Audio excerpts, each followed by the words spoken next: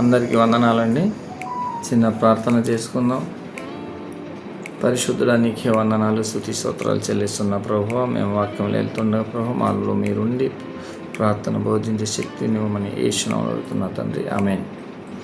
చిన్న వాక్యం చదువుకుందామండి. మార్కు 4వ అధ్యాయము 4వ వచనం. వాడు విత్తుచుండగా కొన్ని విత్తనములు త్రోవ పక్కన పడెను. పక్షులు వచ్చి వాటిని మృంగివేసెను.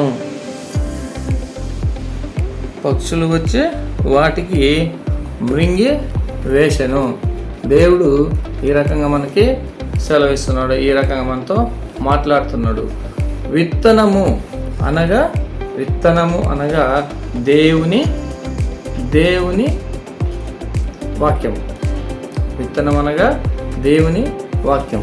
ఆ వాక్యం మనకు ఏం నేర్పిస్తుంది? చీకటిలో వెలుగుని ఇస్తుంది. చీకటిలో మనకు వెలుగు ఇస్తుంది. తప్పు మార్గం నుండి సరిదారికి మనకి తీసుకొస్తుంది. ఏదైతే మనం తప్పుగా వెళ్తే దాని తప్పు దారికి వెళ్ళకుండా సరైన దారికి మనకు పెడుతుంది. అయితే భయపడని హృదయానికి ధైర్యం ఇస్తుంది. ఎప్పుడైతే నువ్వు భయపడతావో అప్పుడు నీకు ఈ వాక్యం చదవడం వల్ల నీకు ధైర్యాన్ని ఇస్తుంది. పాపాన్ని తెలియజేసి మార్పు తీసుకొస్తుంది. నువ్వు ఎప్పుడైతే పాపాల్లోకి వెళ్ళాలనుకుంటావో అప్పుడు నీకు వాక్యము నీకు దేవుని దగ్గర తీసుకొస్తుంది. ప్రార్థనలో బలపరుస్తుంది. ప్రార్థనలో నీకు గట్టిగా బలపరుస్తుంది. ఎట్లాంటి చీకటి శక్తులు నీ మీద రాకుండా ఉంటుంది. అయితే రెండోది దేవుడు ఏం చెప్తున్నాడు ఇక్కడ? విత్తువాడు అనగా దేవుని వాక్యం చెప్పేవాడు, దేవుని వాక్యంని బోధించేవాడు. అలా దానికి ఎవరైనా కావచ్చు, పాస్టర్ గారు కావచ్చు, తల్లిదండ్రులు కూడా చెప్పచ్చు, బైబిల్ చదివి అర్థం చేసే వాళ్ళు ఎవరికైనా చెప్పచ్చు. కోపంతో కాకుండా ప్రేమతో మాట్లాడి భయపడకుండా సత్యంగా చెప్పేవాడే మరి ఇంకా ఇతరుల ఆదర్శంగా జీవించాలి అని అనుకునే వాళ్ళకి వీళ్ళందరికీ ఇది వర్తిస్తుంది. విత్తువాడు అంటే బోధించేవాడు. ఎవరైనా సరే మనం నీతిగా తప్పు లేకుండా మనం వేరే దారికి వెళ్ళకుండా మనకు అర్థమయ్యేటట్టు చెప్పేవాళ్ళు ఎవరైనా మనకి మనం చెప్పిన వాటిలో మనకందరూ వర్తిస్తారు. థర్డ్ వన్ వచ్చేసి వాక్యం ఏం చెప్తుంది ఇక్కడ?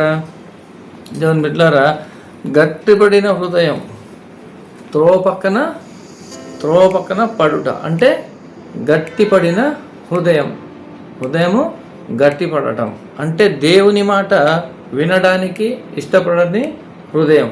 దేవుని మాట వినడానికి ఇష్టపడని హృదయం. దేవుని దగ్గరకు వినయంతో వెళ్ళి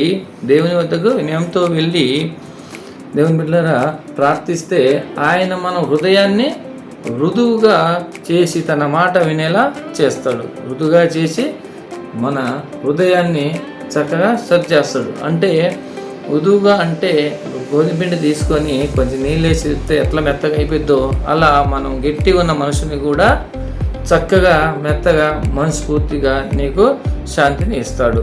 అటువంటి మనసు దేవునికి ప్రేమను, హెచ్చరికను, సత్యాన్ని అంగీకరించదు. ఇలాంటివన్నిటిని అంగీకరించదు. బైబిల్లో ఇది రాతి హృదయం లాగా చెప్పబడింది. బైబిల్ ఇది నీకు రాతి హృదయం లాగా చెప్పబడింది. అయితే దీనికి ఒక చిన్న ఉదాహరణ చెప్తాను. దేవుని వాక్యము విన్న మార్పు రాకపోవడం. దేవుని వాక్యం విన్నా కూడా నీలో ఎటువంటి మార్పు రాదు. పాపాన్ని విడిచి పెట్టకపోవడం, పాపాన్ని నువ్వు అస్సలే వదలకపోవడం, ప్రేమించకుండా కోపంగా చూడడం.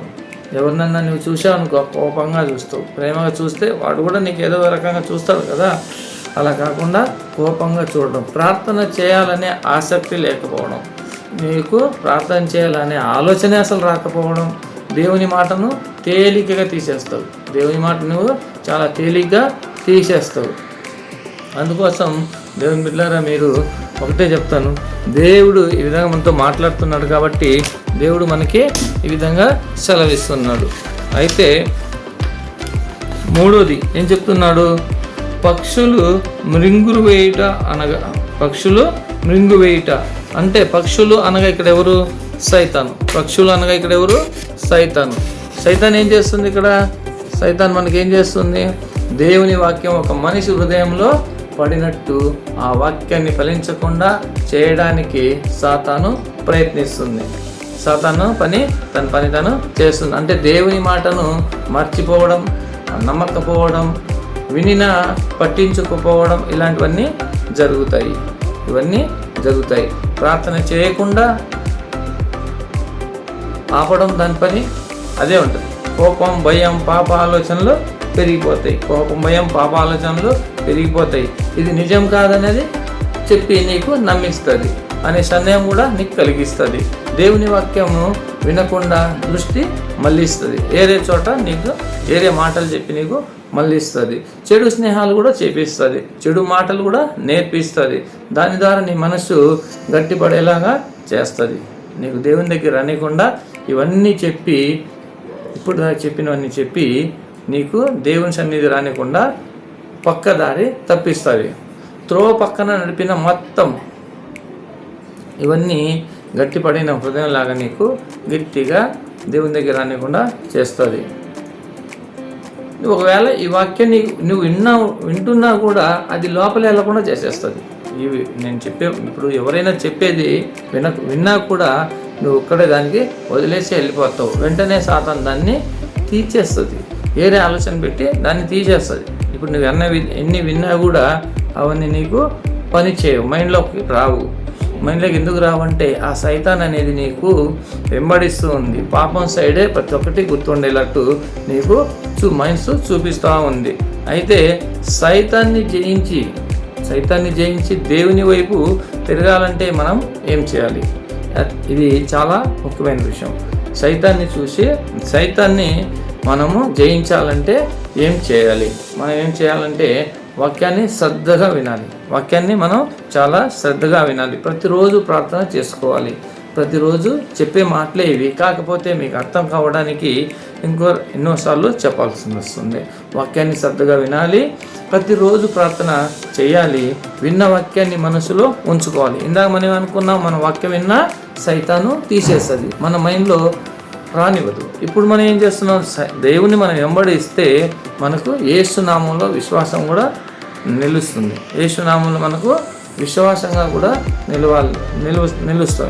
విశ్వాసిగా ఉండాలంటే దేవుని మనం ఫస్ట్ వెంబడించాలి. ప్రతిరోజు ప్రార్థన చేయాలి, శ్రద్ధగా వినాలి. విన్న వాక్యాన్ని మనం మనసులో ఉంచుకోవాలి, గట్టిగా ఉంచుకోవాలి. యేసు నామంలో విశ్వాసంగా నిలవాలి. ఎప్పుడైతే నువ్వు యేసు నామంలో విశ్వాసిగా నిలబడతావో అప్పుడే నీకు వాక్యము నీలో నిలబడుతుంది, నీ హృదయంలో నిలబడుతుంది. అప్పుడు దేవుని వాక్యం మన హృదయంలో పెరిగి ఫలిస్తుంది. ఎప్పుడైతే నీ హృదయంలో దేవుని వాక్యము నిలుస్తుందో అప్పుడు నీ హృదయంలో దేవుని వాక్యం నిలిచిపోయింది.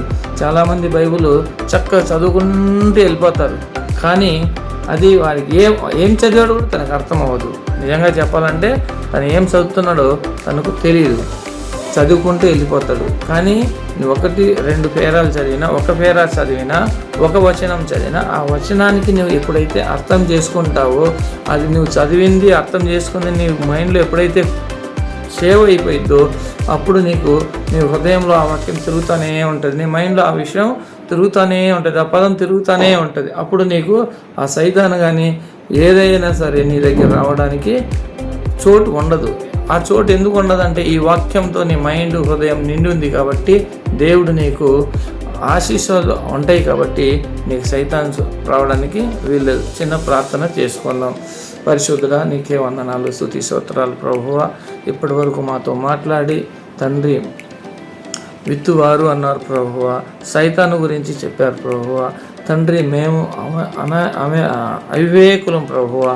ఇప్పటి వరకు చదివిన అన్నిట్లోనూ ప్రభువా అవి మాకు వర్తించునుగాక. తండ్రి దేవా, ఆ పక్షుల్లాగా, ఆ సైతాన్లాగా ప్రభువా, ఆ సైతాన్ని పెట్టే ఇబ్బందులన్నీ ప్రభువా యేసు నామములో పోవునుగాక. తండ్రి, సైతాన్ని జయించడానికి మాకు శక్తినివ్వండి, బలాన్ని ఇవ్వండి, బలపరచండి. బైబుల్ చదివే జ్ఞానం ఇవ్వండి, వాక్యాన్ని చదివే శక్తినివ్వండి ప్రభువా. ఆ వాక్యము మా మైండ్లో ప్రభువా నాటబడునుగాక. తండ్రి మిమ్మల్ని ఆరాధించే శక్తి మాకు ఇవ్వండి, మిమ్మల్ని వెంబడించే శక్తి మాకు ఇవ్వండి. మాలో ఎలాంటి చీకటి శక్తులు ఉన్నా తీసేయండి ప్రభు. ఆ శక్తులన్నీ పోయిన తర్వాతే ప్రభు మిమ్మల్ని వెంబడించే శక్తి మాలో వస్తుంది. అన్ని మా పాపాలన్నీ మీ దగ్గర ఉంచుతున్నాం ప్రభు. మేము చేసిన మోసాలు అన్నీ మీ దగ్గర ఉంచుతున్నాం ప్రభు.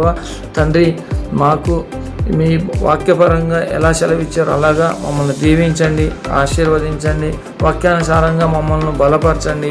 ఎప్పుడైతే మేము ప్రభువా మిమ్మల్ని వెంబడిస్తామో, మిమ్మల్ని ప్రేమిస్తామో, మిమ్మల్ని మీ వాక్యాన్ని బోధిస్తామో, మీ వాక్యాన్ని ఎప్పుడైతే చదువుతామో అప్పుడు మా హృదయం నిండుతుంది అని చెప్పి సెలవిచ్చారు తండ్రి. అలాగే మా హృదయాన్ని మీ ప్రేమతో మమ్మల్ని ఉంచండి ప్రభువా.